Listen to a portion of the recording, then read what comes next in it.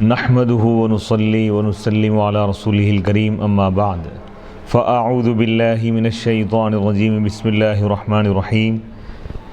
يا ايها الذين آمنوا اذا قمتم الى الصلاة فاغسلوا وجوهكم وايديكم الى المرافق وامسحوا برؤوسكم وارجلكم الى الكعبين صدق اللہ العظیم۔ ناظرین کرام، جامعہ انواریہ کے زیر اہتمام اور باب العلم انواریہ ایجوکیشنل سوسائٹی کے زیر اہتمام بخاری شریف کا سلسلہ وار درس جاری ہے۔ آج کی ہماری اس نشست کا آغاز ہو رہا ہے وضو کے بیان سے۔ کتاب الوضو، وضو کا بیان ہے۔ کتاب نمبر 4 اور باب نمبر 1، باب ما جاء فی الوضوء وقول اللہ تعالی اذا قمتم الى الصلاة فاغسلوا وجوهكم وايديكم الى المرافق وامسحوا برؤوسكم وارجلكم الى الكعبين۔ یہ وضو کا بیان ہے۔ ہم پہلے بتا چکے ہیں کہ امام بخاری نے اپنی کتاب کو، بخاری شریف کو، باب الوحی سے شروع فرمایا، پھر کتاب الایمان کو ذکر کیا، اس کے بعد کتاب العلم کا ذکر کیا، اور اب اس کے بعد کتاب الوضو کا ذکر فرما رہے ہیں۔ صحیح البخاری کے بعض نسخوں میں کتاب الوضو کے بجائے کتاب الطہارہ لکھا ہوا ہے، کیونکہ طہارت کا لفظ زیادہ عام ہے۔ وضو، غسل اور تیمم سب کو شامل ہے، اور طہارت کے معنی نجاست کو زائل کرنا ہے، ختم کرنا ہے، خواہ نجاست حقیقی اور حسی ہو یا حکمی ہو۔ اس لیے کتاب الوضو کے بجائے کتاب الطہارہ زیادہ مناسب لفظ ہے۔ وضو کے لغوی اور شرعی معنی، الوضو یہ وضاءت سے مشتق ہے، ماخوذ ہے، اس کے معنی ہے حسن اور صفائی ہے۔ اگر یہ لفظ وضو ہو، لفظ وضو ہو تو اس کے معنی وہ پانی ہے جس سے وضو کیا جائے، اور اگر یہ لفظ وضو ہو تو اس کے معنی ہے وضو کرنے کا فعل ہے۔ طہور اور طہور کے بھی اسی طرح دو معنی ہیں۔ وضو کا شرعی معنی، اس کے شرعی معنی کیا ہے؟ احادیث مبارکہ سے اس کی وضاحت اب یہ ہم کریں گے۔ اور سورہ مائدہ آیت نمبر 6 سے، جس کو امام بخاری باب اول کے عنوان میں ذکر فرما رہے ہیں، باب ما جاء فی الوضو، یہ بیان ہے ان احادیث کا جو وضو کے متعلق وارد ہیں، آئی ہوئی ہیں۔ امام بخاری کا طریقہ ہے کہ جو عنوان قائم کرتے ہیں اس کے متعلق اگر قرآن کی کوئی اگر ہوتی ہے تو اس کو آپ بیان کرتے ہیں۔ اب وضو کے متعلق اللہ تعالیٰ کا یہ ارشاد پاک ہے، سورہ مائدہ آیت نمبر 6، اعوذ باللہ من الشیطان الرجیم بسم اللہ الرحمن الرحیم یا ایھا الذین آمنوا، اے ایمان والو، جب تم نماز کا ارادہ کرو تو اپنے چہروں کو دھو اور اپنے ہاتھوں کو کونیوں تک دھو، اور اپنے سروں کا مسح کرو اور اپنے پیروں کو ٹخنوں تک دھو۔ صلاۃ کے لغوی اور شرعی معنی، امام بخاری نے کتاب الوضو کا اس آیت سے آغاز اس لیے کیا ہے کہ وضو کے مسائل کو مستنبط نکالنے میں اصل یہ آیت ہے، اور قرآن مجید کی آیت سے افتتاح آغاز کر کے تبرک حاصل کرنا بھی، استبراک بھی مقصود ہے۔ اس آیت میں صلاۃ کا لفظ، یہ لفظ صلاۃ سے بنا ہے، جس کے معنی وہ ہڈی جس پر دو کلہے ہیں، کیونکہ نماز کے رکوع اور سجود میں نمازی کے دونوں کلہے ہلتے ہیں، اور یہ بھی کہا جاتا ہے کہ صلاۃ کے معنی ہے دعا، اور نماز کے آخر میں دعا ہوتی ہے، اس لیے اس کو صلاۃ کہتے ہیں۔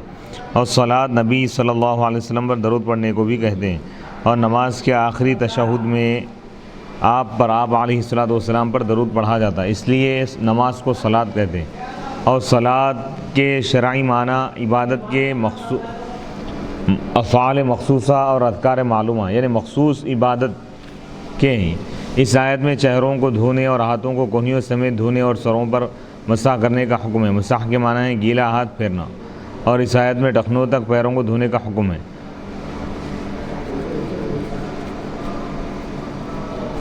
اب یہاں پر ایک اعتراض اور اس کا جواب دے رہے ہیں۔ اس اعتراض کا جواب کہ آیت وضو سے بظاہر معلوم ہوتا ہے کہ نماز میں قیام کے بعد وضو کیا جائے، یعنی نماز کے لیے کھڑے ہونے کے بعد وضو کیا جائے۔ بظاہر اس آیت کے معنی ہے جب تم نماز میں قیام کا ارادہ کرو تو وضو کرو، جبکہ نماز میں قیام سے پہلے، نماز میں کھڑے ہونے سے پہلے وضو کیا جاتا ہے۔ اس لیے یہاں پر مراد یہ ہے کہ جب تم نماز میں قیام کا ارادہ کرو، نماز کے لیے کھڑے ہونے کا ارادہ کرو تو وضو کرو۔ اس پر پھر اعتراض ہوگا کہ اگر نمازی نے پہلے سے وضو کیا ہو تو کیا پھر بھی اس پر وضو کرنا واجب ہے؟ تو اس کا جواب یہ ہے کہ یہاں مراد ہے جب تم بے وضو ہو اور نماز میں قیام کا ارادہ کرو، نماز کے لیے کھڑے ہونے کا ارادہ کرو، نماز پڑھنے کا ارادہ کرو تو تم وضو کر لو۔ اس کی نظیر، اس کی مثال یہ آیت مبارکہ ہے، فَإِذَا قَرَأْتَ الْقُرْآنَ فَاسْتَعِذْ بِاللَّهِ مِنَ الشَّيْطَانِ الرَّجِيمِ، بس جب تم قرآن پڑھو تو شیطان مردود سے اللہ کی پناہ طلب کرو۔ بظاہر اس کے معنی ہے کہ جب تم قرآن پڑھ چکو تو پھر اعوذ باللہ من الشیطان الرجیم پڑھو، حالانکہ تعوذ کو قرآن مجید کی تلاوت سے پہلے پڑھنا چاہیے۔ اس کا جواب یہ ہے کہ یہاں مراد یہ ہے کہ جب تم قرآن کریم پڑھنے کا ارادہ کرو تو پھر تعوذ پڑھو۔ اس اعتراض کا جواب کہ وضو کا معروف اور مسنون طریقہ آیت وضو کے خلاف ہے۔ ایک اور اعتراض یہ ہے کہ اس آیت میں پہلے چہروں کو دھونے کا حکم ہے، حالانکہ وضو کا معروف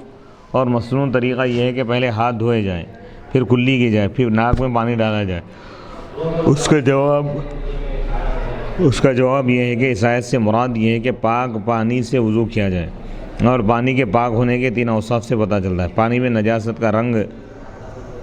نہ ہو اور اس میں نجاست کا ذائقہ نہ ہو اور اس میں نجاست کی بو نہ ہو۔ جب پانی سے ہاتھ دھوئیں تو معلوم ہو گیا اس میں نجاست کا رنگ نہیں ہے، جب کلی کی تو معلوم ہوگا کہ اس میں نجاست کا ذائقہ نہیں ہے، اور جب ناک میں پانی ڈالا تو معلوم ہو گیا کہ اس میں نجاست کی بو نہیں ہے، اور جب پانی کے اوصاف ثلاثہ سے اس کی طہارت کا یقین حاصل ہو گیا تو پھر وضو کرنا شروع کر دیا۔ امام بخاری رحمۃ اللہ علیہ فرماتے ہیں، قال ابو عبداللہ وبین النبی صلی اللہ علیہ وسلم ان فرض الوضوء مرۃ وتوضأ ایضا مرتين وثلاثا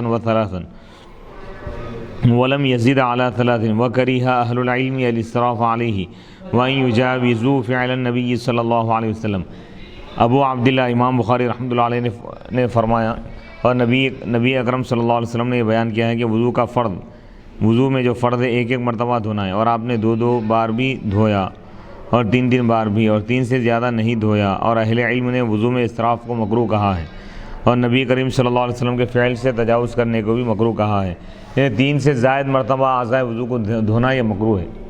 سنت کے خلاف ہے۔ یہاں امام بخاری نے 1 بار، 2 بار اور 3 بار دھونے کے متعلق احادیث معلقہ ذکر کیے، اس کے بعد ان کے متعلق احادیث موصولہ بھی ذکر کیے۔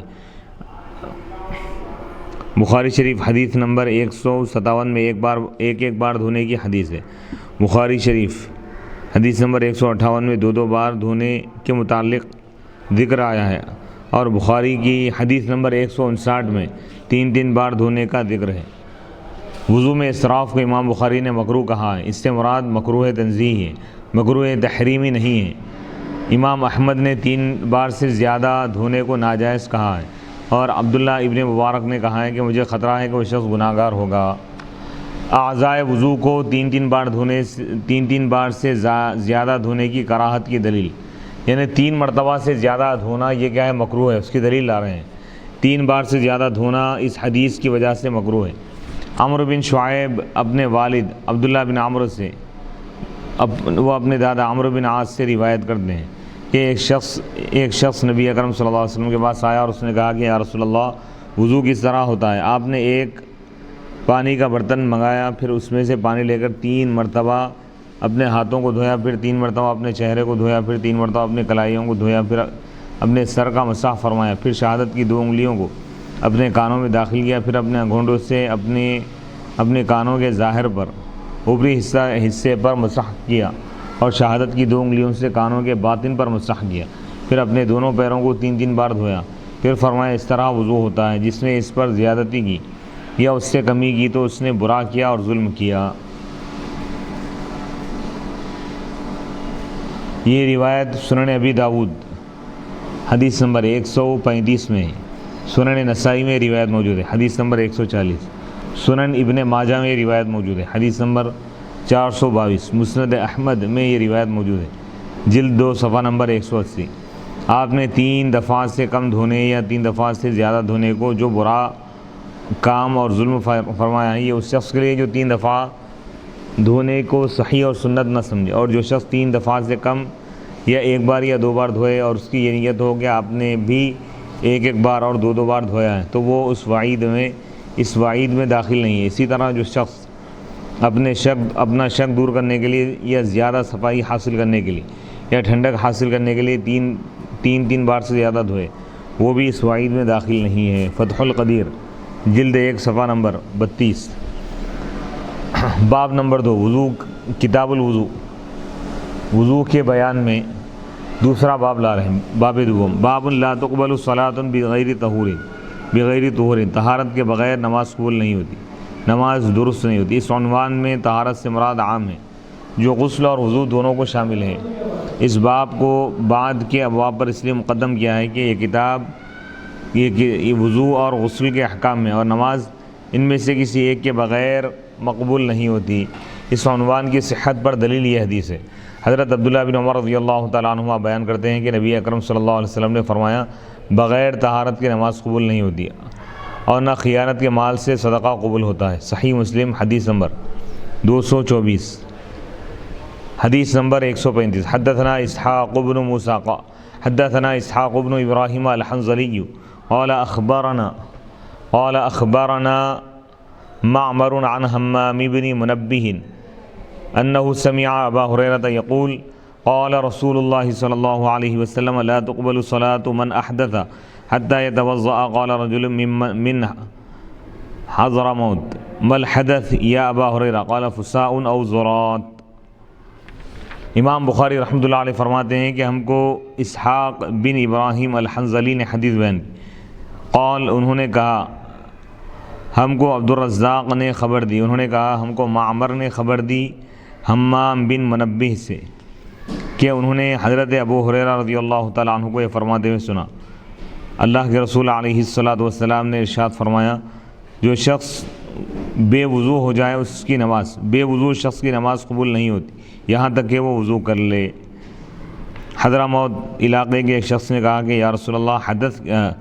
حضرت ابو ہریرہ سے پوچھا کہ حدث کیا ہے؟ انہوں نے کہا بغیر آواز کے ہوا کا خارج ہونا یا آواز سے ہوا کا خارج ہونا۔ حدث کا مطلب بے وضو ہو جانا۔ بے وضو اگر کوئی شخص ہے تو اس کی نماز نہیں ہوگی جب تک کہ وہ وضو نہ کر لے، بغیر وضو کے نماز نہیں ہوتی۔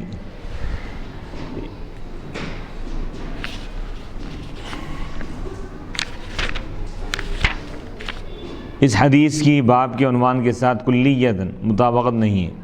کیونکہ باب کا عنوان عام ہے، طہارت کے بغیر نماز قبول نہیں ہوتی، اور حدیث خاص ہے کہ وضو کے بغیر نماز قبول نہیں ہوتی۔ احدث حضرموت، فسا اور زرات کے معنی، یعنی عنوان جو ہے طہارت کے بغیر نماز قبول نہیں ہوتی، اور حدیث لا رہے ہیں کہ وضو کے بغیر نماز قبول نہیں ہوتی۔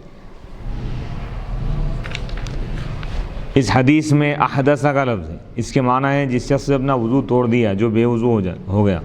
حضرموت یہ یمن کے ایک شہر یا اس کے قبیلے کا نام ہے، یہ اصل میں 2 نام تھے جن کو ملا کر ایک بنا دیا گیا۔ فسا اور زرات یہ دونوں اس معنی میں مشترک ہے کہ جو ہوا دبر سے خارج ہو، اگر وہ ہوا بغیر آواز کے ہو تو اس کو فسا کہتے ہیں، اور اگر وہ ہوا آواز کے ساتھ خارج ہو تو اس کو زرات کہتے ہیں۔ اس اعتراض کا جواب کہ حضرت ابو ہریرہ رضی اللہ تعالیٰ عنہ نے صرف ہوا خارج ہونے کو وضو کے ٹوٹنے کا سبب بیان کیا ہے، قرار دیا ہے، حالانکہ وضو کے ٹوٹنے کے اور بھی اسباب ہیں۔ وضو توڑنے والی کئی چیزیں، ری خارج ہونے سے بھی وضو ٹوٹ جائے گا، خون اگر نکلے تو اس سے بھی وضو ٹوٹ جاتا ہے، منہ بھر کے اگر قے ہو جائے تو اس سے بھی وضو ٹوٹ جاتا ہے، اسی طرح بے ہوشی کی وجہ سے بھی وضو ٹوٹ جاتا ہے، اور اسی طرح اگر کوئی ضرورت سے فارغ اگر ہو جائے، پیشاب یا اگر موشن کرے تو اس سے بھی وضو ٹوٹ جاتا ہے، کوئی اگر سو جائے نیند کی وجہ سے بھی وضو ٹوٹ جاتا ہے۔ لیکن حضرت ابو ہریرہ نے صرف یہاں پر ہوا کے خارج ہونے کی وجہ سے ہی وضو ٹوٹتا ہے یہ بیان فرمایا۔ اس کی وجہ کیا ہے، اس کی تشریح کر رہے ہیں۔ علامہ ابو الحسن علی بن خلف بن عبد الملک ابن بطال المالکی القرطبی فرماتے ہیں اس حدیث پر یہ اعتراض ہے کہ حضرت ابو ہریرہ رضی اللہ تعالیٰ عنہ نے وضو ٹوٹنے کے صرف 2 سبب بیان کیے، حالانکہ وضو ٹوٹنے کے اور بھی اسباب ہیں، پیشاب اور موشن، اجابت کرنے اور مذی اور ودی کے نکالنے، مباشرت کرنے، ٹیک لگا کر سونے اور خون نکلنے سے بھی وضو ٹوٹ جاتا ہے، پیشاب اور دیگر چیزوں کی وجہ سے بھی اور خون نکلنے سے بھی وضو ٹوٹ جاتا ہے۔ امام شافعی کے نزدیک عورت کو چھونے سے اور مس ذکر سے بھی وضو ٹوٹ جاتا ہے۔ اس کا جواب یہ ہے کہ حضرت ابو ہریرہ نے وضو ٹوٹنے کا وہ سبب بیان کیا ہے جو سبب غالب ہے اور جس کا اکثر وقوع ہوتا ہے، ریح کا خارج ہونا زیادہ ہے، تو اس لیے آپ نے اس کا ذکر فرمایا۔ نماز جنازہ، ہوا کا خارج ہونا، یہ نماز جنازہ، نماز عید اور سجدہ تلاوت کے لیے وضو کرنے کا وجوب اس حدیث میں مذکور ہے کہ جس نے وضو توڑ دیا اس کی نماز قبول نہیں ہوگی، حتیٰ کہ ذکر کیا گیا ہے اس میں کہ جس نے وضو توڑ دیا اس کی نماز قبول نہیں ہوگی یہاں تک کہ وہ وضو کرے۔ اس سے معلوم ہوا کہ تمام نمازوں کے لیے وضو کرنا ضروری ہے اور اس میں نماز جنازہ اور نماز عیدین اور ان کے علاوہ دیگر نمازیں بھی داخل ہے۔ شعبی اور امام محمد بن جریر طبری نے کہا ہے کہ نماز جنازہ بغیر وضو کے پڑھنا جائز ہے۔ یہ دو ائمہ کے پاس شعبی اور محمد بن جریر، ان کا یہ قول باطل ہے کیونکہ ان کا یہ قول اس باب کی حدیث اور اجماع کے خلاف ہے۔ فقہاء شافعیہ نے کہا کہ اگر کسی شخص نے عمدن بغیر عذر کے بے وضو نماز پڑھی تو گنہگار ہوگا، کافر نہیں ہوگا، اور امام اعظم ابو حنیفہ رحمۃ اللہ علیہ نے فرمایا ہے کہ وہ کافر ہو جائے گا کیونکہ اس نے نماز کو کھیل بنا لیا۔ کوئی جان بوجھ کر عمدن یاد رکھتے ہوئے بھی بغیر وضو کے اگر نماز پڑھے گا تو احناف فواس وہ کافر ہے، کیونکہ وہ نماز کی توہین کیا، نماز کی توہین یہ بھی کفر ہے۔ شیخ علی بن احمد بن سعید بن حزم الاندلسی نے کہا ہے کہ سجدہ تلاوت نماز نہیں ہے، اس لیے بغیر وضو کے سجدہ تلاوت کرنا جائز ہے۔ اسی طرح جنوبی اور حائضہ عورت کے لیے بھی سجدہ تلاوت کرنا جائز ہے اور اس میں قبلے کی طرف منہ کرنا بھی شرط نہیں ہے۔ جنوبی کا سجدہ تلاوت یعنی ناپاک آدمی اگر ہے، ایک امام کے پاس، ایک صاحب کے پاس، ایک فقیہ کے پاس، شیخ علی بن احمد کے پاس۔ اسی طرح مشہور غیر مقلد عالم شیخ محمد بن علی بن محمد الشوکانی نے بھی لکھا ہے سجدہ تلاوت کی احادیث میں کوئی ایسی حدیث نہیں ہے جو اس پر دلالت کرے کہ سجدہ تلاوت کرنے والے کو باوضو ہونا چاہیے۔ ہمارے نزدیک یہ دونوں قول باطل ہے۔ سجدہ تلاوت ادا کرنے کے لیے بھی باوضو ہونا ضروری ہے۔ حدیث میں عن ابن عمر لا يسجد الرجل الا وهو طاہر، حضرت عبداللہ بن عمر رضی اللہ تعالیٰ عنہما سے روایت ہے کہ آپ فرماتے ہیں کہ کوئی شخص بغیر وضو کے سجدہ نہ کرے۔ امام ابن ابی شیبہ نے حماد اور سعید بن جبیر سے روایت کیا ہے کہ جب جنوبی شخص، ناپاک شخص آیت سجدہ کو سنے تو غسل کرے، اس کے بعد سجدہ کرے۔ نماز کے دوران از خود وضو ٹوٹ جائے تو دوبارہ وضو کر کے اسی نماز پر بنا کر سکتا ہے یا نہیں؟ یعنی نماز کے دوران کوئی شخص نماز پڑھ رہا ہے، اس دوران اگر وضو ٹوٹ جائے اس کو، تو اب نماز آگے تو پڑھ نہیں سکتا ہوں، لہذا وضو بنا کے آئے گا، وضو بنا کے آئے گا تو جہاں تک پڑھا نماز اس کے آگے سے پڑھے گا، پہلی نماز پر قائم رہے گا وہ یا نئی نماز پڑھے گا اس طرح، تو اس کے متعلق فقہاء کے اقوال بیان کر رہے ہیں۔ علامہ شہاب الدین احمد بن علی بن حجر العسقلانی رحمۃ اللہ علیہ فرماتے ہیں اس حدیث سے معلوم ہوا کہ وضو ٹوٹنے سے نماز باطل ہو جاتی ہے، خواہ وضو ٹوٹنا اختیاری ہو یا اضطراری ہو، یعنی ان وضو توڑے یا ٹوٹ جائے، دونوں صورتوں میں بھی۔ دراصل علامہ ابن حجر نے یہ فقہاء احناف پر تعریض کی ہے، یعنی ان کی طرف اشارتاً یہ بات کہی ہے، کیونکہ وہ کہتے ہیں کہ اگر نماز میں انسان کا وضو از خود بلا قصد ٹوٹ گیا تو اس کی نماز باطل نہیں ہوگی، وہ دوبارہ وضو کر کے اسی نماز پر بنا کر سکتا ہے۔ یعنی احناف کے پاس یہ ہے کہ انسان کے اختیار اور ارادے کے بغیر اس کا وضو ٹوٹ جائے تو وہ دوبارہ اسی نماز کو جاری رکھ سکتا ہے، وضو بنا کے آگے جتنی نماز پڑھا تھا، 2 رکعت پڑھ لیا تھا، 4 رکعت والی ہے تو اور 2 رکعت پڑھ لیں گا، پھر شروع سے پڑھنے کی ضرورت نہیں ہے، نماز ختم نہیں ہوتی، وضو بنا کے آگے پھر اس کو جاری رکھ سکتا ہے۔ علامہ ابو الحسن علی بن ابی بکر لکھتے ہیں، فرماتے ہیں کہ جس شخص کا نماز میں وضو ٹوٹ جائے وہ واپس جائے، اگر امام ہے تو کسی کو خلیفہ بنا دے اور وضو کرے اور اسی نماز پر بنا کرے، یعنی اسی نماز کو باقی رکھے، اسی نماز کو جاری رکھے۔ اور قیاس یہ ہے کہ دوبارہ نماز پڑھے، اور یہی امام شافعی کا قول ہے، کیونکہ وضو ٹوٹنا نماز کے منافی ہے اور وضو کے لیے چل کر جانا اور قبلے سے منحرف ہونا نماز کو فاسد کر دیتے۔ وضو کے لیے چلتے ہوئے جائیں گا وضو خانے کی طرف اور قبلے سے اس کا رخ ہٹ جائے گا تو نماز ٹوٹ جاتی ہے، لہذا یہ عمدن وضو توڑنے کے مشابہ ہو گیا۔ تو احناف کی دلیل کیا ہے بولا رہے، ہمارا استدلال ان احادیث سے ہو رہا ہے۔ یہ دلیل کس کی ہے؟ جو دلیل کی یہ جو ہے یہ تو یہ بتا رہے ہیں کہ بھائی کون بتا رہے ہیں؟ کون سے فقیر؟ اگر کسی شخص کا اگر وضو ٹوٹ جائے تو اس کو دو اختیارات ہیں، چاہے تو شروع سے نماز پڑھے، چاہے جتنی نماز پڑھا ہے اس کو باقی رکھتے ہوئے آگے کی نماز پڑھے۔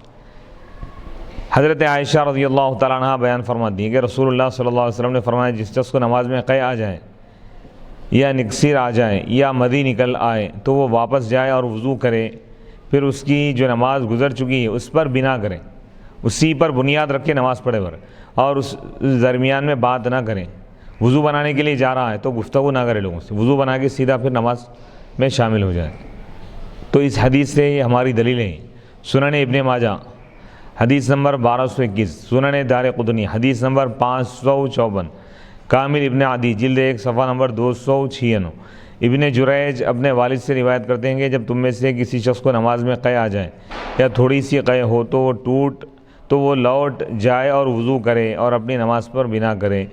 جب تک اس نے کلام نہ کیا ہو۔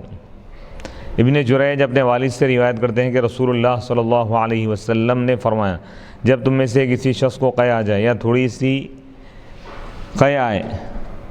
یا اس کی مدی نکل آئے اور وہ نماز میں ہو تو واپس جائے اور وضو کرے، پھر واپس آ کر اپنی نماز پر بنا کرے جب تک اس نے کلام نہ کیا ہو۔ ان حدیث سے ظاہر ہو گیا کہ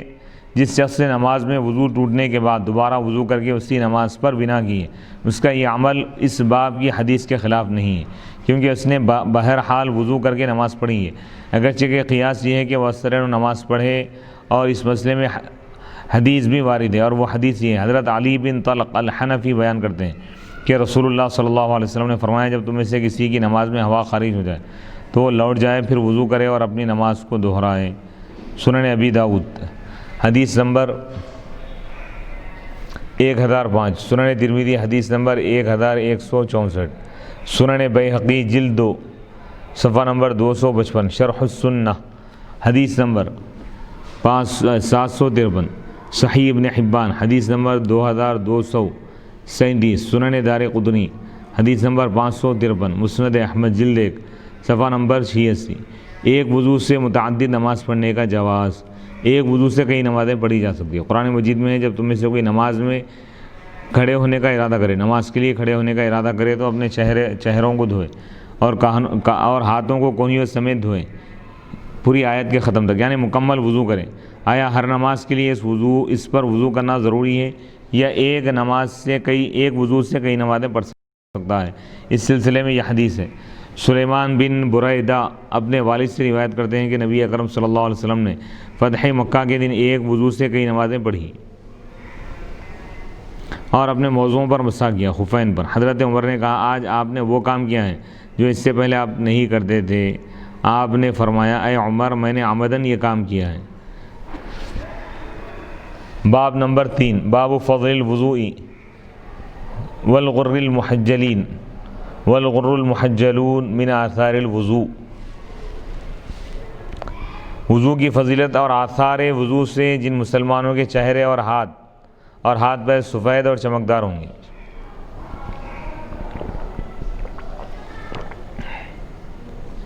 اس باب کا خلاصہ یہ ہے کہ وضو کرنے کی وجہ سے وضو کرنے والے مسلمانوں کو دوسروں پر فضیلت دی جائے گی، اور اس باب کی پہلے باب سے مناسبت یہ ہے کہ پہلے باب میں یہ بتایا گیا تھا کہ وضو کے بغیر نماز جائز نہیں، اور اس باب میں وضو کی فضیلت بیان کی گئی ہے۔ حدیث نمبر 136، حدثنا یحیی بن بکیر قال حدثنا اللیث عن خالد عن سعید بن ابی ہلال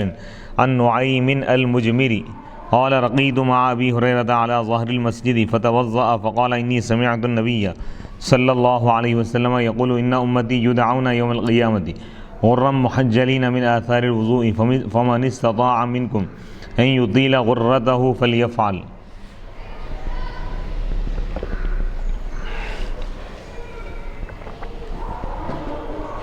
امام بخاری رحمۃ اللہ علیہ فرماتے ہیں کہ ہم کو یحییٰ بن بکیر نے یہ حدیث بیان کی، قال انہوں نے کہا ہم کو لیث نے یہ حدیث بیان کی خالد سے، وہ حضرت سعید بن ابی ہلال سے روایت کرتے ہیں، وہ حضرت نعیم المجمر سے روایت کرتے ہیں، نعیم المجبر کہتے ہیں کہ رقیت مع ابی ہریرہ، میں حضرت ابو ہریرہ رضی اللہ تعالیٰ عنہ کے ساتھ مسجد کی چھت پر چڑھا۔ حضرت ابو ہریرہ رضی اللہ تعالیٰ عنہ نے وضو کیا، پھر کہا بے شک میں نے نبی اکرم صلی اللہ علیہ وسلم کو یہ فرماتے ہوئے سنا ہے، بے شک میری امت کو وضو کے آثار کی وجہ سے قیامت کے دن غرم محجلون، محجل غر محجل یعنی جن کے چہرے اور ہاتھ پیر سفید اور روشن ہوں گے کہہ کر پکارا جائے گا۔ بس تم میں سے جو شخص اپنی سفیدی کو طول دینا چاہے تو وہ طول دے، یعنی بڑھانا چاہے۔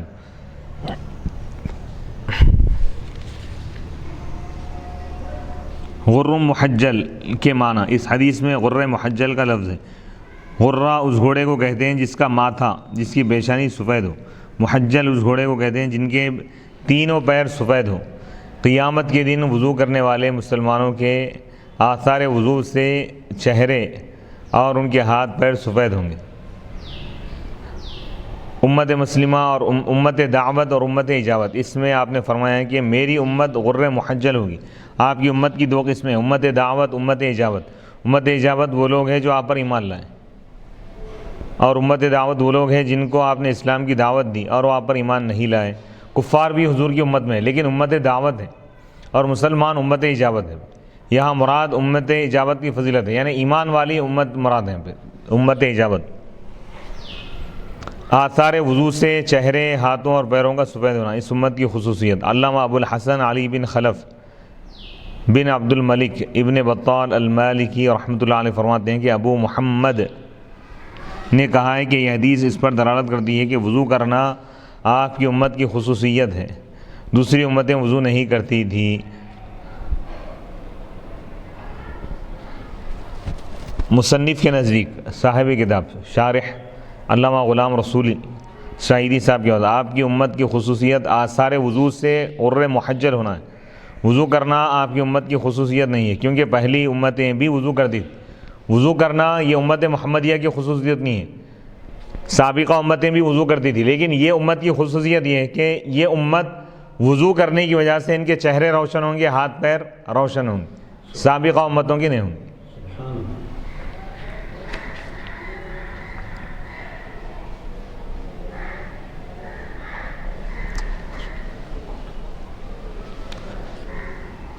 حضرت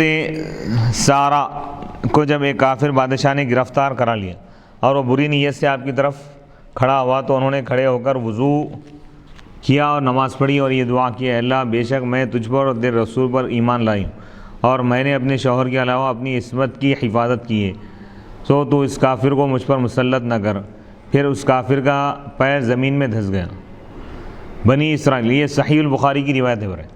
حدیث نمبر 2217۔ تو اس سے معلوم یہ ہوا کہ سابقہ امت بھی وضو کرتی تھی۔ بنی اسرائیل کا ایک عابد تھا جریج، اس کی ماں نے نماز میں آواز دی۔ وہ سوچنے لگا، ایک طرف ماں بلا رہی ہے، دوسری طرف نماز ہے۔ وہ نماز میں مشغول رہا، ماں نے 3 دفعہ آواز دی، وہ نہیں گیا تو ماں نے اس کو بددعا دی، اے اللہ یہ اس وقت تک نہ مرے جب تک کہ فاحشہ عورت کے فتنے میں مبتلا نہ ہو جائے۔ ایک چرواہی نے جریج کو دعوت گناہ دی، اس نے انکار کیا۔ اس نے کسی چرواہے سے اپنی خواہش پوری کر لی اور اس کے ہاں ناجائز بچہ پیدا ہو گیا، اور اس نے جریج پر اس کا الزام لگا دیا۔ لوگوں نے جریج کو مارا اور اس کا گرجا منہدم کر دیا۔ جریج نے وضو کیا اور نماز پڑھی، پھر اس نوزائیدہ بچے سے کہا، اے لڑکے تیرا باپ کون ہے؟ اس نومولود بچے نے کہا، میرا باپ چرواہا ہے۔ تو اس حدیث سے معلوم ہے، بخاری شریف کی روایت ہے 2482، مسلم شریف 2550۔ تو اس حدیث سے معلوم ہوا کہ سابقہ امتوں کے جو ایمان والے تھے، سابقہ امتوں میں وہ لوگ بھی وضو کیا کرتے تھے۔ ہاتھوں کو کوہنیوں سے اوپر اور پیروں کو ٹخنوں سے اوپر دھونے کی ممانعت پر علامہ ابن بطال اور قاضی عیاض کے دلائل اس حدیث میں ہے کہ بس تم میں سے جو شخص اپنی سفیدی کو طول دینا چاہے وہ ایسا کرے۔ علامہ ابن بطال مالکی اس کی شرح میں فرماتے ہیں کہ حضرت ابو ہریرہ نے حدیث کے جملے کی یہ تعویل کی ہے کہ وضو کی حد سے زیادہ وضو کرنا چاہیے۔ بس وہ آدھی پنڈلیوں تک وضو کرتے تھے اور آدھے بازو تک وضو کرتے تھے، اور یہ کہتے تھے کہ میں پسند کرتا ہوں کہ میری سفیدی طویل ہو جائے، اور اس فعل میں حضرت ابو ہریرہ کی کسی نے موافقت نہیں کی، اور تمام مسلمانوں کا اس پر اجماع ہے کہ وضو میں اللہ اور رسول کی معین کردہ حدود سے تجاوز نہیں کرنا چاہیے، اور رسول اللہ صلی اللہ علیہ وسلم فضیلت کے حصول میں تمام لوگوں پر سبقت کرنے والے تھے اور سب سے زیادہ رغبت کرنے والے تھے، اور جہاں تک ہمیں معلوم ہے کہ آپ نے کبھی وضو کی حدود سے تجاوز نہیں کیا۔ یعنی سفیدی کو بڑھانے کا یہ مطلب نہیں کہ پورا مکمل پورے ہاتھ کا آپ کو دھو رہے ہیں، آپ ایسا نہیں، بس کوہنیوں تک دھونا ہے، اس کے آگے نہیں بڑھانا ہو۔ حضرت ابو ہریرہ رضی اللہ تعالیٰ عنہ کے خلاف اس آیت میں دلیل ہے، وَمَن يَتَعَدَّ حُدُودَ اللَّهِ فَقَدْ ظَلَمَ نَفْسَهُ، اور جو اللہ کے حدود سے آگے بڑھے تو گویا کہ وہ اپنے آپ پر ظلم کیا۔ عمرو بن شعیب نے اپنے والد سے، وہ اپنے دادا سے روایت کرتے ہیں کہ ایک شخص نے رسول اللہ صلی اللہ علیہ وسلم سے وضو کے متعلق سوال کیا، تو آپ نے پانی کا برتن منگایا اور 3 مرتبہ وضو کیا اور فرمایا اسی طرح وضو کرنا چاہیے، جس نے اس سے زیادہ بار وضو کیا اس نے حد سے تجاوز کیا اور ظلم کیا۔ اور نبی اکرم صلی اللہ علیہ وسلم نے جو فرمایا ہے، تم میں سے جو شخص طاقت رکھتا ہو وہ اپنی سفیدی کو لمبا کرے، اس کا محمل، اس کے معنی یہ ہے کہ بھئی تم میں سے جو شخص ہر نماز کے لیے دائماً وضو کر سکتا ہو تو وہ ایسا کرے، کیونکہ اس سے غرہ یعنی روشنی طویل ہوتی ہے، زیادہ ہوتی ہے، یعنی اس کا نور قوی ہوتا ہے اور اس کی رونق دگنی چوگنی ہوتی ہے۔ بس غرہ قیامت کے چہرے کے نور سے کنایا ہے، اور طول اور دوام کے معنی متقارب ہے، قریب ہے۔ قاضی عیاض بن موسیٰ المالکی الاندلسی رحمۃ اللہ علیہ نے بھی وضو کو لمبا کرنے کی ممانعت پر یہی دلائل دیے ہیں۔ علامہ ابن بطال المالکی اور قاضی عیاض کے دلائل پر علامہ نووی، شافعی اور علامہ عینی کا تبصرہ۔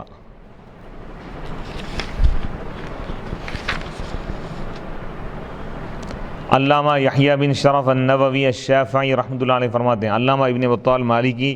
اور قاضی عیاض مالکی نے جو یہ دعویٰ کیا ہے کہ کوہنیوں اور ٹخنوں سے اوپر دھونا مستحب نہیں ہے،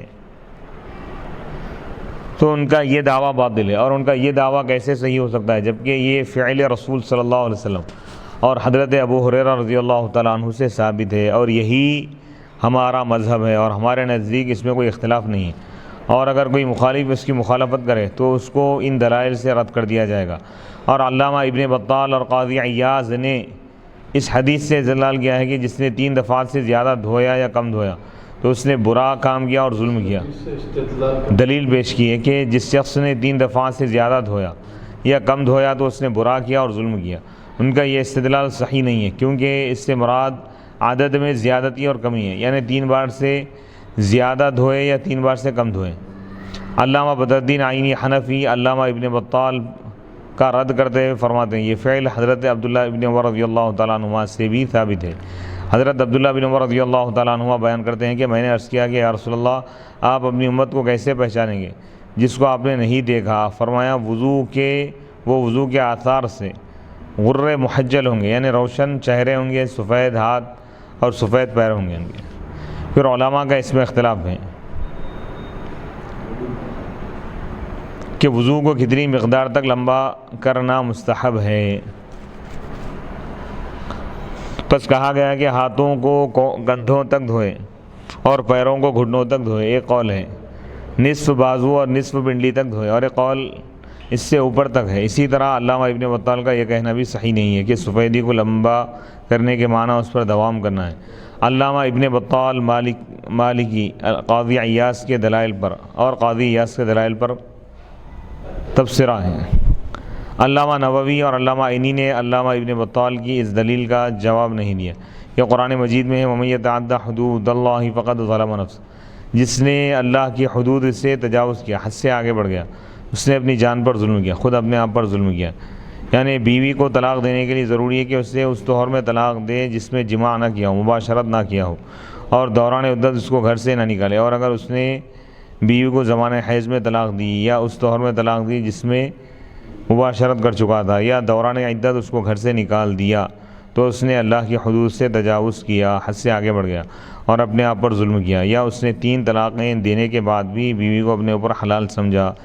پھر بھی اس نے اللہ کی حدود سے تجاوز کیا اور اپنے آپ پر ظلم کیا۔ سورہ طلاق کی یہ آیت کوہنیوں اور ٹخنوں سے اوپر ہاتھوں اور پیروں کے دھونے پر صادق نہیں آتی،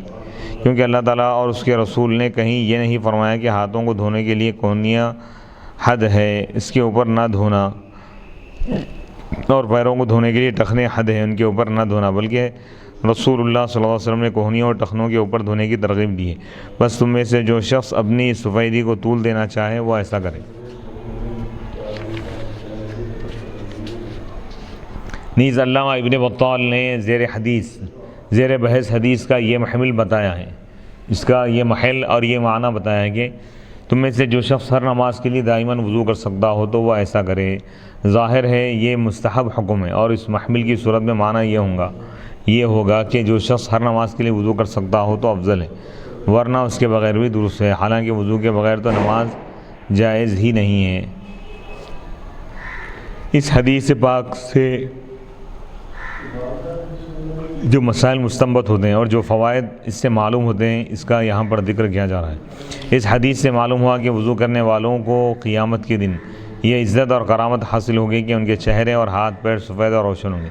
قیامت کے دن رسول اللہ صلی اللہ علیہ وسلم اپنی امت کو اس علامت سے پہچان لیں گے، اور جس حدیث میں یہ ہے کہ آپ قیامت کے دن مرتدین کو بھی صحابی میرے صحابی فرمائیں گے، اس میں تعویل کرنا واجب ہے کہ آپ بے توجہی سے ایسا فرمائیں گے، یا آپ کا مطلب یہ ہوگا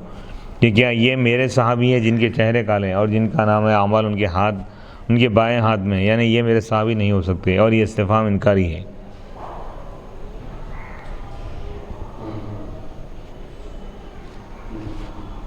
اس حدیث سے معلوم ہوا کہ چہرے، ہاتھوں اور پیروں کی سفیدی کو لمبا کرنے کے لیے ان کی حدود سے کس قدر زیادہ دھونا مستحب ہے۔ اس حدیث کی اس پر قطعی دلالت ہے پکی کہ پیروں کو دھونا فرض ہے اور ان پر مسح کرنا کافی نہیں ہے۔ اس حدیث میں یہ دلیل ہے کہ اللہ تعالیٰ نے آپ کو آخرت میں ہونے والے مغیبات پر مطلع فرمایا ہے۔ اس حدیث میں یہ دلیل ہے کہ اللہ تعالیٰ آپ کی امت کو قیامت کے دن ان خصوصی نعمتوں سے نوازے گا جو کسی اور امت کو عطا نہیں فرمائیں۔ اس حدیث میں اس کا بیان ہے کہ مسجد کی چھت پر وضو کرنا جائز ہے۔ بعض علماء نے اس کو مکروہ تنزیہی کہا ہے، اور بعض نے اس کو بلا کراہت جائز کہا ہے، تاہم مسجد کو تھوک اور ناک کی رطوبت سے منزہ رکھنا چاہیے، اور اگر مسجد میں وضو کرنا پڑے تو وضو کے غسالے کے لیے ایک برتن رکھنا چاہیے۔ بعض علماء نے اس حدیث کے پیش نظر کہا ہے کہ وضو کرنا اس امت کی خصوصیت ہے، لیکن یہ صحیح نہیں ہے، کیونکہ احادیث صحیحہ میں حضرت سارہ اور بنی اسرائیل کے عابد جریج کے وضو کرنے کا بھی ذکر ہے، جیسا کہ اس سے پہلے اس کا ذکر ہم نے کر چکا ہے، اس سے پہلے ہم نے اس کا ذکر کیا ہے۔ علامہ ابن بطال المالکی نے اس کے خلاف درجہ ذیل ان احادیث سے استدلال کیا ہے، دلیل پیش کی ہے۔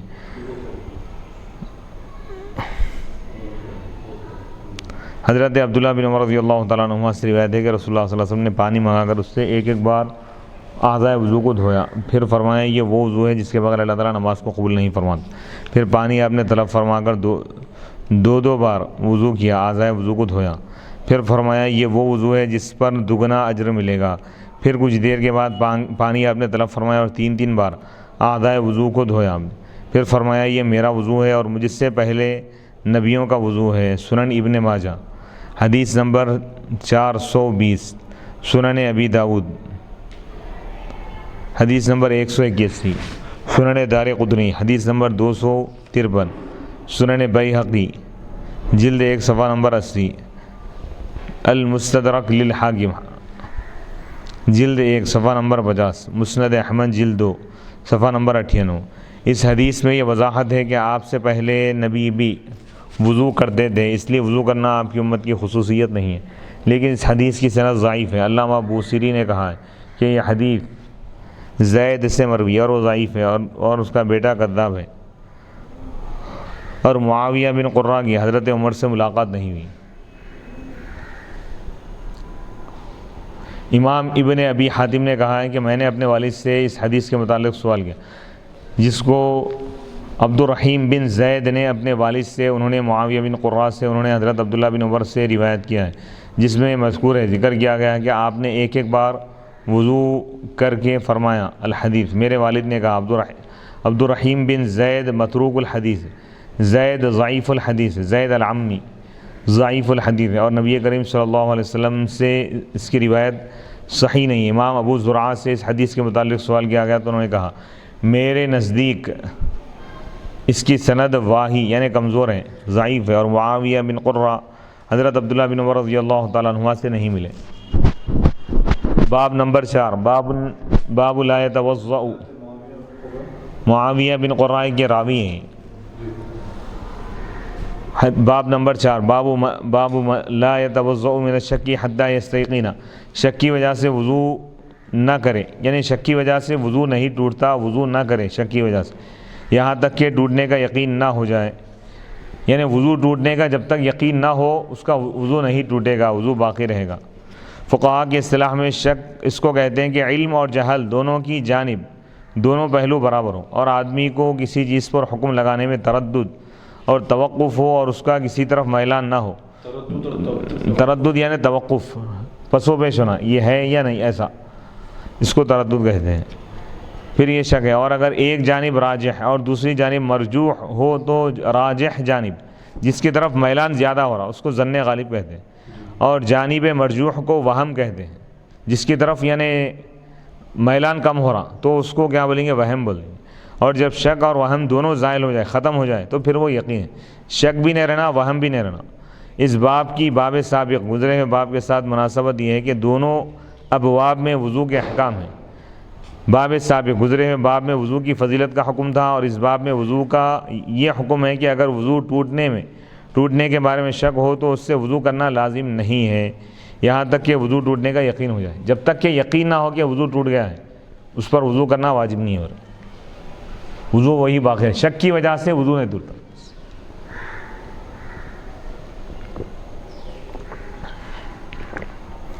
حدیث نمبر 137 حدثنا علی قال حدثنا سفیان قال حدثنا الزہری عن سعید بن المسیب وعن عباد بن نعیم وعن عباد بن تمیم عن امیہ انہ شکا الی رسول اللہ صلی اللہ علیہ وسلم الرجل الذي يخيل الیہ انہ یجد الشیء فی الصلاة فقال لا ينفتل او لا ينصرف حتى يسمع صوتا او يجد ريحا۔ امام بخاری رحمۃ اللہ علیہ فرماتے ہیں کہ ہم کو سفیان نے حدیث بیان کی، انہوں نے کہا ہم کو زہری نے حدیث بیان کی سعید بن مسیب سے، وہ عباد بن تمیم سے روایت کرتے ہیں، انہوں نے کہا عن عمی ہی، وہ اپنے چچا سے روایت کرتے ہیں، انہوں نے کہا رسول اللہ صلی اللہ علیہ وسلم نے سے ایک شخص نے یہ شکایت کی کہ اس کو نماز میں یہ خیال آتا ہے کہ نماز میں کچھ ہو گیا ہے، یعنی ہوا خارج ہو گئی ہے، تو آپ نے فرمایا وہ نماز سے اس وقت تک نہ مڑے، نماز سے نہ پلٹے، نماز کو نہ توڑے، نماز سے اپنی توجہ کو نہ ہٹائے، نماز کے باہر نہ آئے یہاں تک کہ وہ آواز سنے یا اس کو بدبو آئے، یعنی جب تک کہ وضو ٹوٹنے کا یقین نہ ہو وضو اس کا نہیں ٹوٹے گا، اس کا وضو باقی ہے، وہ نماز کو جاری رکھے گا۔ یہ وسوسہ اور وہم ہے، یہ بخاری شریف کی حدیث ہے، حدیث نمبر 137۔ اس حدیث کی باب کے عنوان سے مطابقت اس طرح ہے کہ اس حدیث میں آپ کا یہ ارشاد ہے کہ وہ اس وقت تک نماز سے نہ پلٹے یہاں تک کہ وہ آواز سنے یا اس کو بدبو آئے، یعنی کوئی علامت ہونا کہ وضو ٹوٹنے پر کوئی دلیل ہو، اس کا مفاد یہ ہے کہ وہ اس وقت تک وضو نہ کرے یہاں تک کہ اس کو وضو ٹوٹنے کا یقین ہو جائے۔ اس حدیث پاک میں جو روات راویوں کا ذکر آیا ہے ان کا تذکرہ کر رہے ہیں۔ علی بن عبداللہ بن مدینی، سفیان بن عیینہ، محمد بن مسلم الزہری، سعید بن المسیب،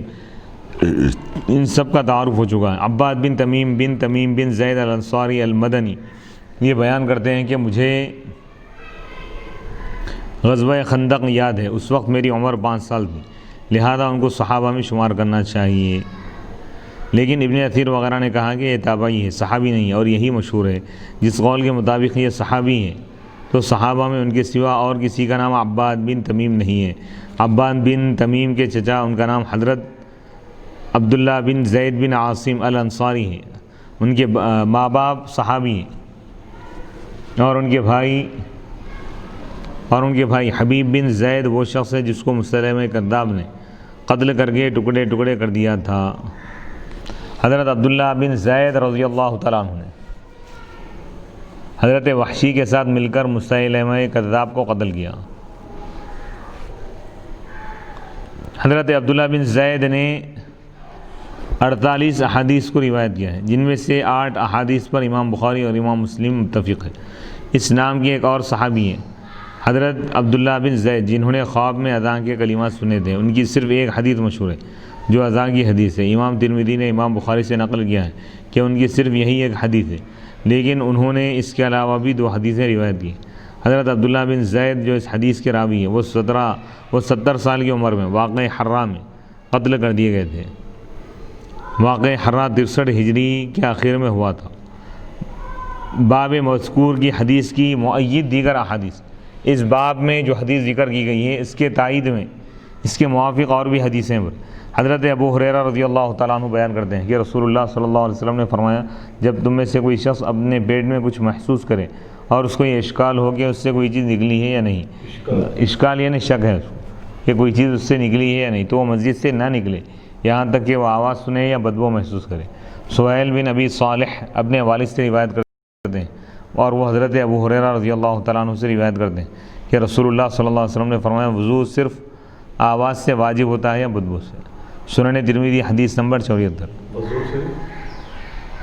آواز سے واجب ہوتا ہے، یعنی ریح نکلنے کی، ہوا خارج ہونے کی آواز آئے یا اس کی بو اگر آئے تو ہی وضو واجب ہوتا ہے، وضو ٹوٹ جاتا ہے، دوبارہ وضو کرنا واجب ہوتا ہے۔ حضرت ابو سعید خدری رضی اللہ تعالیٰ عنہ بیان کرتے ہیں کہ جب تم میں سے کسی شخص کے پاس شیطان آئے اور کہے تمہارا وضو ٹوٹ گیا، تو تم دل میں کہو تو نے جھوٹ بولا سوائے اس کے کہ اس کو ناک میں بدبو آئے یا وہ اپنے کان سے آواز سنے۔ یہ حدیث مستدرک میں جلد 1 صفحہ نمبر 134، مسند احمد میں جلد 3 صفحہ نمبر 12۔ اگر وضو میں شک ہو جائے تو وضو کرنے یا نہ کرنے میں مذاہب ائمہ۔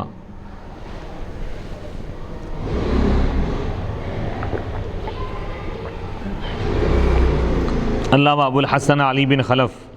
بن عبد الملک بن بطال ابن بطال المالکی فرماتے ہیں، علماء کی ایک جماعت نے کہا ہے کہ شک یقین کو زائل نہیں کرتا، ختم نہیں کرتا، اور یقین کے بعد اگر شک ہو جائے تو اس کو لغو قرار دیا جائے گا، اور اس میں اختلاف بھی ہے۔ ابن القاسم نے امام مالک سے روایت کیا ہے کہ جس کو طہارت کے یقین کے بعد وضو ٹوٹنے کا شک ہو جائے اس پر وضو کرنا واجب ہے، اور ابن وہب نے امام مالک سے روایت کیا ہے کہ اس کے لیے وضو کرنا مستحب ہے، اور ابن نافع نے امام مالک سے روایت کیا ہے کہ اس پر وضو نہیں ہے۔ ثوری، امام اعظم ابو حنیفہ رحمۃ اللہ علیہ اور ان کے اصحاب اور امام شافعی نے یہ کہا ہے کہ وہ اپنے یقین پر بنا کرے اور اس کو یقین ہے کہ اس کا وضو ہے، اسی طرح وہ بے وضو ہونے اور با وضو ہونے میں یقین پر بنا کرے۔ اور ان کی دلیل یہ ہے کہ رسول اللہ صلی اللہ علیہ وسلم نے فرمایا، وہ نماز سے نہ مڑے نہ پلٹے یہاں تک کہ آواز سن لے یا بدبو محسوس کرے، اور اس میں کوئی فرق نہیں ہے کہ اس کو پہلی بار یہ معاملہ پیش آیا ہو یا وہ اس کا عادی ہو۔ انہوں نے کہا ہے کہ اصول یقین پر مبنی ہوتے ہیں۔ اس حدیث میں حضرت ابو سعید خدری یعنی یقین پر بنیاد رکھے کسی بھی جس کی، اس حدیث میں حضرت ابو سعید خدری رضی اللہ تعالیٰ عنہ بیان کرتے ہیں کہ رسول اللہ صلی اللہ علیہ وسلم نے فرمایا، جب تم میں سے کسی ایک کو اپنی نماز میں شک ہو جائے اور اس کو معلوم نہ ہو کہ اس نے 3 رکعت پڑھی ہیں یا 4 رکعت پڑھی ہیں، تو وہ اپنے شک کو چھوڑ دے اور ان رکعات پر بنا کرے جو یقینی ہے، پھر سلام پھیرنے سے پہلے 2 سہو کرے،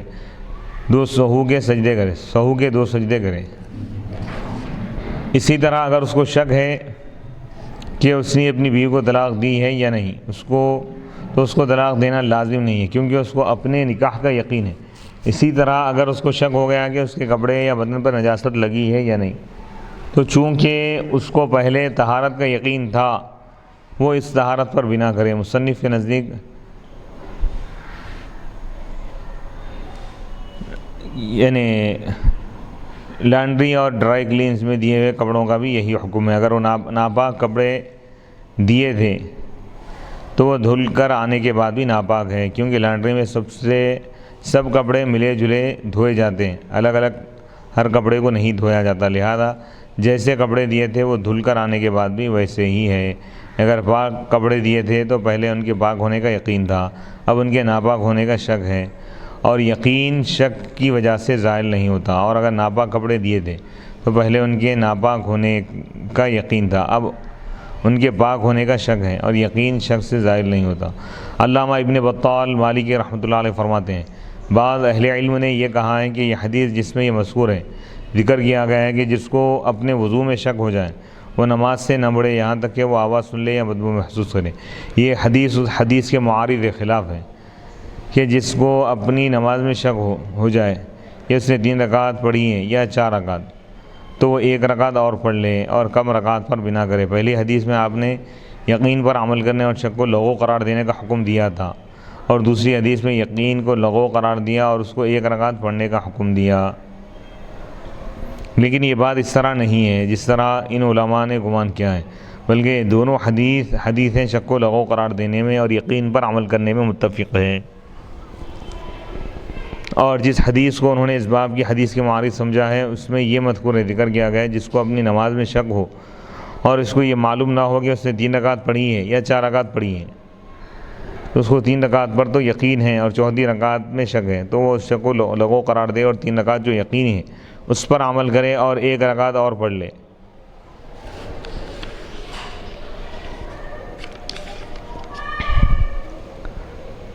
اس حدیث پاک سے اور بھی مسائل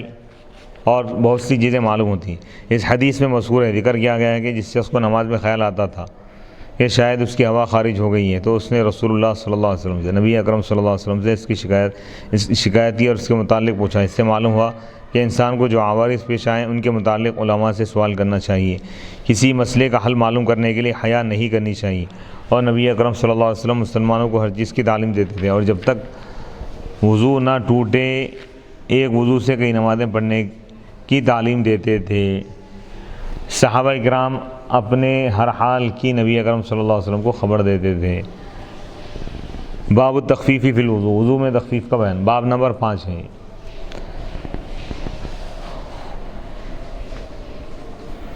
باب سابق، گزرے ہوئے باب کے ساتھ اس باب کی مناسبت یہ ہے کہ باب سابق میں شک کی صورت میں وضو کو برقرار رکھنے کا حکم دیا تھا، اور یہ وضو کے معاملے میں مشقت سے بچانا ہے، اور اس باب میں وضو میں تخفیف کا بیان ہے، اور یہ بھی وضو میں مشقت سے بچانا ہے۔ حدیث نمبر 138، حدثنا علی بن عبد اللہ قال حدثنا سفیان عن عمرو قال اخبرنی قریب عن ابن عباس ان النبی صلی اللہ علیہ وسلم نام حتى نفخ ثم صلى وربما قال اضطجع حتى نفخ ثم قام فصلى۔ امام بخاری رحمۃ اللہ علیہ فرماتے ہیں کہ ہم کو علی بن عبداللہ نے حدیث بیان کی، انہوں نے کہا ہمیں سفیان نے حدیث بیان کی عمرو سے، انہوں نے کہا مجھے قریب نے خبر دی حضرت عبداللہ بن عباس رضی اللہ تعالیٰ عنہما سے کہ نبی اکرم صلی اللہ علیہ وسلم سو گئے یہاں تک کہ آپ نے خراٹے لی، پھر آپ نے نماز پڑھی۔ بعض دفعہ سے کہا کہ آپ لیٹ گئے یہاں تک کہ آپ نے خراٹے لی، پھر آپ نے کھڑے ہو کر نماز پڑھی، ادا کی۔ ثم حدثنا به سفيان مرة بعد مرة عن عمرو عن قريب عن ابن عباس قال بت عند خالتي ميمونة ليلة فقام النبي صلى الله عليه وسلم من الليل فلما كان في بعض الليل قام النبي صلى الله عليه وسلم فتوضأ من شن معلق وضوءا خفيفا فيخففه عمرو ويقلله وقام يصلي فتوضأت نحوا مما توضأ ثم جئت فقمت عن يساره وربما قال سفيان عن شماله فحولني فجعلني عن يمينه ثم صلى ما شاء الله ثم اضطجع فنام حتى نفخ ثم أتاه المنادي فآذنه بالصلاة فقام معه إلى الصلاة فصلى ولم يتوضأ قلنا لعمر إن ناسا يقولون إن رسول الله صلى الله عليه وسلم تنام عينه ولا ينام قلبه قال عمرو سمعت عبيد بن عمير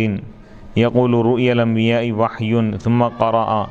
إني أرى في المنام أني أذبحك۔ پھر امام بخاری رحمۃ اللہ علیہ فرماتے ہیں کہ پھر ہمیں سفیان نے ایک مرتبہ کے بعد دوسری بار حدیث بیان کی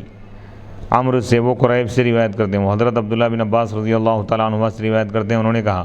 میں ایک رات اپنی خالہ حضرت میمونہ رضی اللہ تعالیٰ عنہ کے پاس تھا کہ گھر میں رہا، قیام کیا، پھر نبی اکرم صلی اللہ علیہ وسلم رات کو اٹھے، پھر جب رات کا کچھ حصہ گزر گیا تو نبی اکرم صلی اللہ علیہ وسلم اٹھ کر مشک سے پانی لے کر آپ نے وضو فرمایا۔ عمرو نے کہا خفیف اور قلیل وضو کیا اور آپ کھڑے ہو کر نماز پڑھنے لگے۔ پھر میں نے بھی اسی طرح وضو کیا جس طرح آپ نے وضو کیا تھا۔ پھر میں آ کر آپ کی بائیں جانب کھڑا ہو گیا۔ پھر اور کبھی سفیان نے یسار کے بجائے شمال کا لفظ استعمال کیا، دونوں کے معنی ہیں بائیں جانب۔ پھر آپ صلی اللہ علیہ وسلم نے مجھے پھیر کر اپنے دائیں جانب کر لیا۔ پھر جتنی اللہ نے چاہا آپ نے نماز پڑھی، پھر آپ لیٹ کر سو گئے یہاں تک کہ آپ خراٹے لینے لگے۔ پھر مؤذن آپ کے پاس آئے اور انہوں نے آپ کو نماز کی اطلاع دی۔ آپ ان کے ساتھ کھڑے ہو کر نماز کی طرف گئے۔ پھر آپ نے نماز پڑھائی اور آپ نے وضو نہیں کیا۔ ہم نے عمرو سے کہا لوگ کہتے ہیں کہ رسول اللہ صلی اللہ علیہ وسلم کی آنکھیں سوتی تھیں اور آپ کا دل نہیں سوتا تھا۔ عمرو نے کہا میں نے عبید بن عمیر کو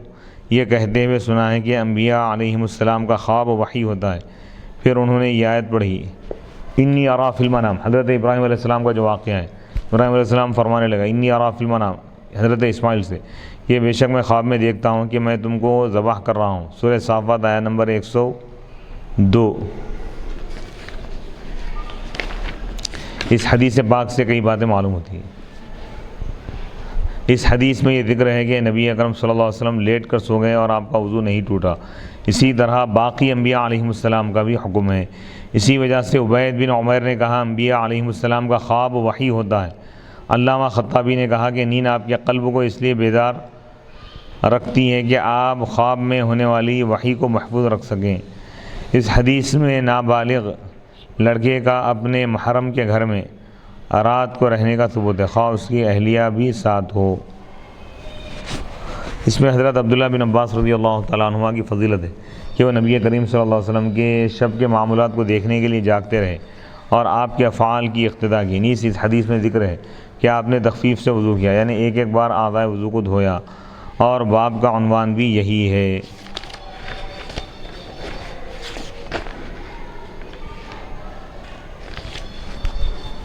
باب اسباغ الوضو،